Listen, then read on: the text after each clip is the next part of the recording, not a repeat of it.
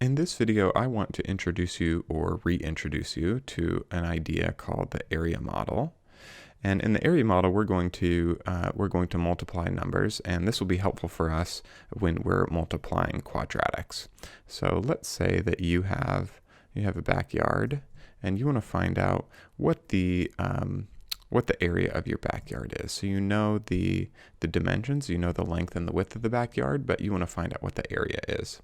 So your backyard, let's say, is 8 feet in length and 7 feet in depth. And so in order to calculate this area, then we can just multiply 7 times 8 to find out what this area is.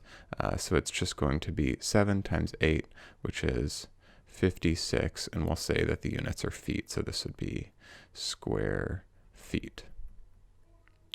Okay, now let's say that you move to another house and it has a bigger backyard, and you want to calculate the area of that backyard. And so the area of this new backyard, which will not be drawn to scale, is, let's say that it's 29 feet by 13 feet. Now, I knew 7 times 8 off the top of my head. I don't know 13 times 29 off the top of my head. And so this strategy that I'm going to show you will be helpful. So what we want to do is break out 29 and 13 into tens and ones. So this is what I mean by that. I'm going to rewrite this rectangle. And I'm going to break 29 into tens and ones. So I have my tens part is 20, and my ones part is 9. And then I'm going to break out 13 into tens and ones. So my 10 part is 10, and my 1 part is 3. And to check my work, I could add these back together. 20 plus 9 is 29. 10 plus 3 is 13. And now I want to multiply the tens by one another, and then I'll multiply the tens times the ones, and then the ones times the ones. So this is what I mean by that.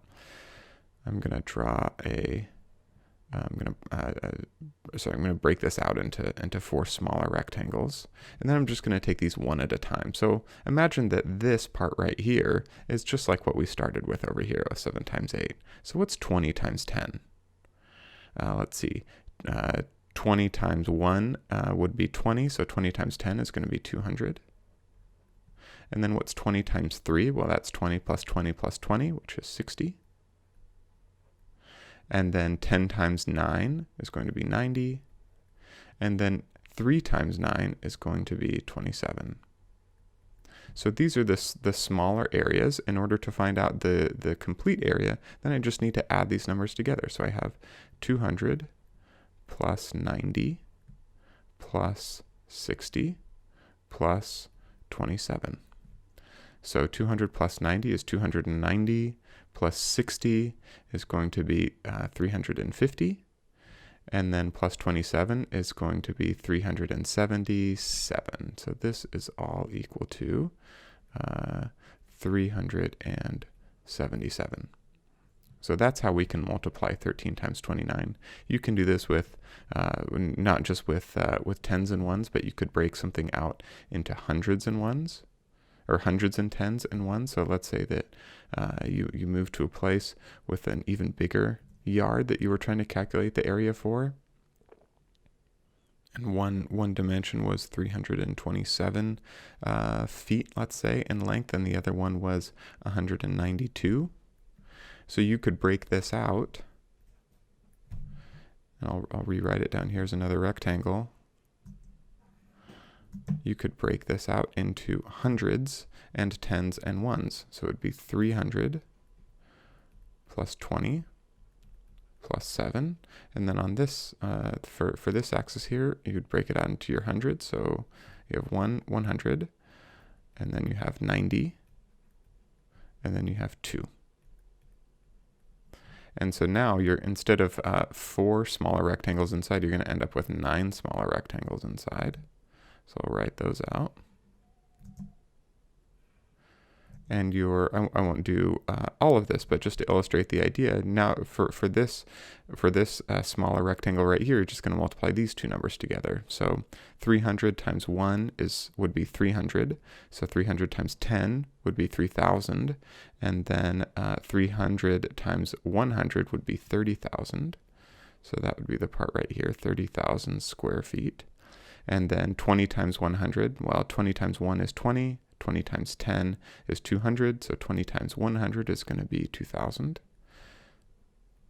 And so on and so forth. You'd fill up all of these squares, and then you could add all of the numbers together. So this is multiplying using the area model with just plain numbers, but we can use the area model to multiply the parts of quadratics also. And so let me bring up a new screen here and show you what I mean by that. So let's say that you have an equation that looks like this, a quadratic equation in factored form, and it's x plus 2 times x subtract 7. Now we can use the area model to multiply this out to convert it to standard form. Remember, standard form it takes the form. Let me put it in a different color over here. Y is equal to some coefficient times x squared plus some coefficient times x, and then plus our constant term c. And so we can multiply this out using the area model. Let me show you how. So I'm going to start off by drawing a rectangle. And just like on the previous screen where we were breaking things out into 100s and 10s and 1s, we're going to break this out in terms of the terms themselves, the variables. And so on the top here, I'm going to write x plus 2, and then on the side here, I'm going to write x subtract.